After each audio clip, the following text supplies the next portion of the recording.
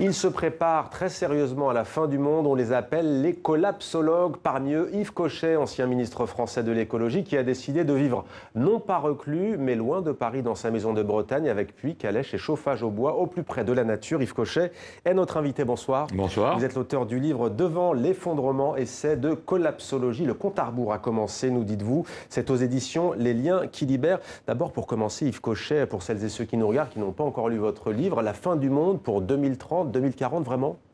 Oui, je crois au moins à la fin du monde tel que nous le connaissons, c'est-à-dire avec toutes les aménités et les conforts technologiques, disons des Européens, des Américains, des Australiens.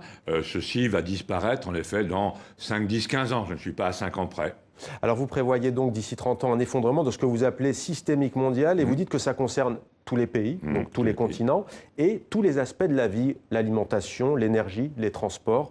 Comment est-ce que vous anticipez tout cela? Sur quoi vous basez-vous?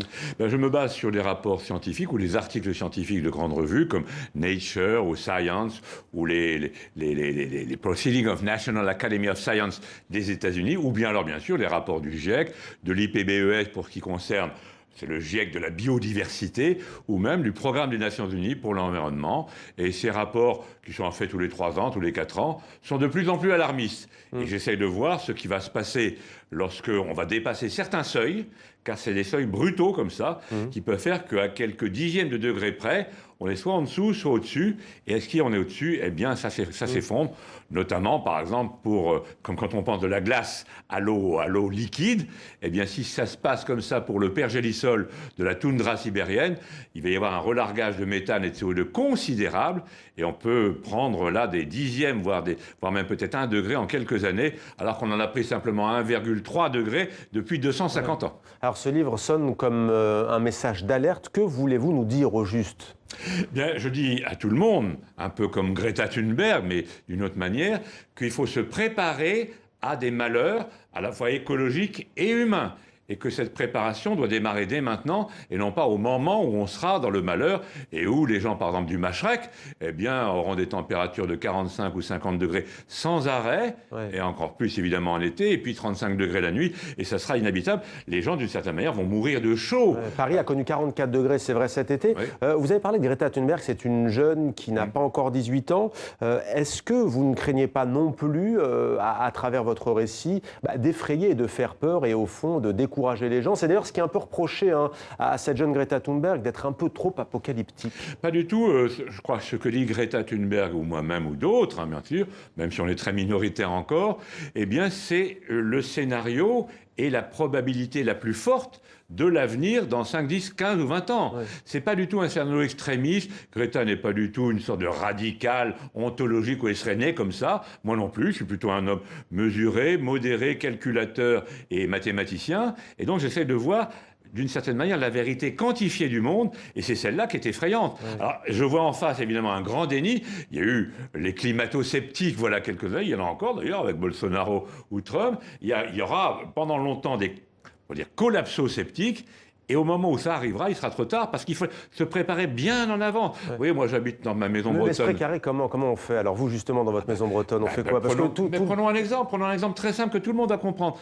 Pour la politique des transports, on a une loi sur la mobilité en France. Madame Borne, qui est actuellement ministre de l'écologie et des transports, dit ce qu'il faut, c'est que Renault et Peugeot passent aux voitures électriques, qu'on fasse des voitures autonomes avec intelligence artificielle, sans chauffeur, etc. Moi, je dis au contraire, ce qu'il faut faire, c'est subventionner les haras nationaux pour passer de 200 000 chevaux de trait aujourd'hui à 10 millions en 2038. Alors là, évidemment, les gens me regardent en souriant, comme vous, en disant, mais il est fou. J'imaginais déjà des chevaux sur le périphérique à Paris, en fait. Oui, mais il n'y aura plus de périphérique, il n'y aura plus de bagnole, d'ailleurs, en 2038. Donc, évidemment, c'est pas en quelques années ou à la veille du 2038 que vous allez dire il faudrait qu'il y ait plus de poulains. En 2038, on fera quoi? On s'entraide à 5 ans près. Mais le moment venu, on fait quoi? On s'entretue ou on s'entraide alors? C'est la question. C'est justement ça, pour moi.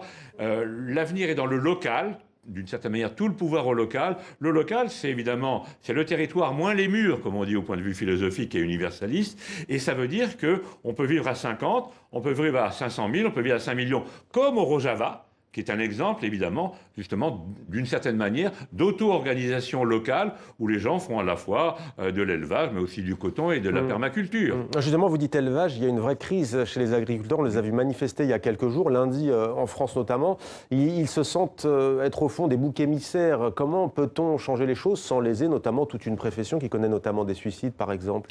Alors, évidemment, il y a, de la part de mes amis écolos et de moi-même, des attaques contre l'agriculture, on va dire la politique agricole commune de l'Europe, dont on parlait tout à l'heure, parce que c'est une agriculture très productiviste, très polluante, très mécanisée, et qui a un impact environnemental considérable. On l'a vu à propos de l'affaire du glyphosate, mais ça n'est qu'un aspect parmi d'autres. Et notamment, c'est une agriculture aussi très carnée, alors que nous prônons plutôt une sobriété énergétique et même une sobriété alimentaire sous forme de moins, disons, de moins de viande. En gros, les trois mots d'ordre, c'est plus végétal, plus local, qu'on appelle le locavorisme, et plus saisonnier. Ne pas manger des bananes et des ananas toute l'année, ce qui était un scandale. Ouais. On voit des formes nouvelles émerger sur le front de l'écologie, notamment ce mouvement que l'on appelle Extinction Rébellion. Ségolène Royal, ancienne ministre française, a appelé à les réprimer. La maire de Paris, elle, dit au contraire qu'elle est plutôt pour toute forme non violente. Ils ont des formes spectaculaires, mais jusque-là non violentes. Quel est votre avis au sujet de ces militantes et de ces militants? Ce sont des amis, je les soutiens totalement. Ils ont raison,